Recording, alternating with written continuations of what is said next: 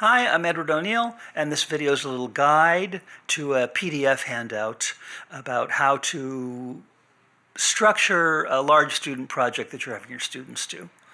It's called Structuring and Scaffolding Larger Student Projects. Structuring just really means just that, and scaffolding means helping your students achieve the final result by putting some, almost like the scaffold around a building that helps it go up properly. It's a PDF document. It's 11 by 17 if you printed it out full size. You can also print it out on legal size paper. It might be hard to read on 8.5 by 11, so you may prefer just looking at it on your screen, especially if you have a 4K screen. It wouldn't be that hard to look at.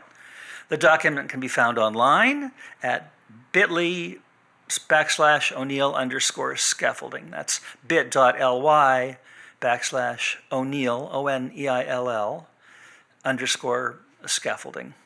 So the document starts with an explanation of what it is, and if you don't have a project in mind, it has some sample projects from different disciplines, so you might decide to kind of work through one of those. So as you go down vertically, you'll encounter the 5 questions. Each page and each row of the table has columns. So the first column is what's the decision you face. The second column is an example. We call it a worked example, like in math when they put an equation on the board and solve it. That's an example of teaching argumentative prose. If you're teaching argumentative prose writing, how would you structure your project? How would you make this one of these 5 decisions? The third column is considerations. Why do this? Why do that? What are the upsides and the downsides? The last column is blank, and it's meant, if you've printed the document out, to take notes on. So the first question is, are the students going to build the project one piece at a time and then magically slide in the last bit and then it's all wonderful, it all fits, all the pieces fit? Or are they going to work iteratively? Are they going to do small projects and then do like a larger version so that they kind of build up gradually? The second decision is, are they going to do one project for the whole term? Or are they going to do a kind of trial project where they get to make mistakes and they get to try lots of things and they get to even do a bad job and maybe this isn't graded the same way? And then in the last 2 weeks of the class, they take everything they've learned and they do a project. This can really help lower the students' anxiety about the quality of their work. The third question is, how much work is going to take place in class on the project and how much outside of class? Some instructors have the students do their projects entirely outside of class, and maybe they meet with the students during office hours, but they're not discussed in class. Some dedicate a few meetings to the project, and some kind of do it almost half and half.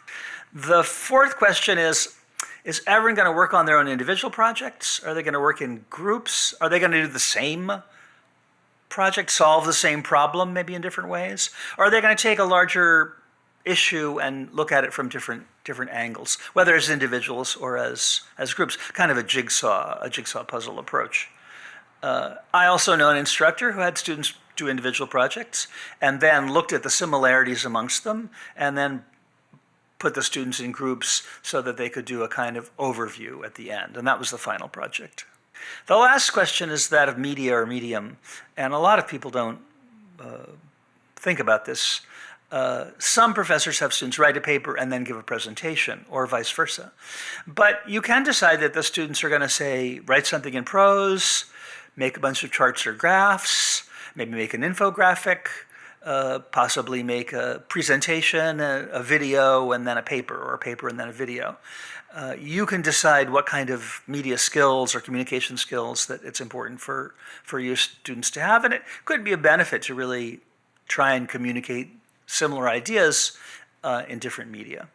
The last part at the end is some ideas about assessments or questions about assessment and how you're going to assess work that's done at different times in the term.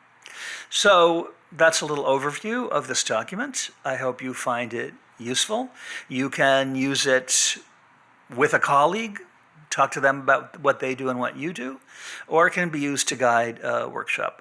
And whatever it is you do, I hope you get some value out of this. I got a lot of value out of working with professors and find out how they handle structuring and scaffolding larger student projects.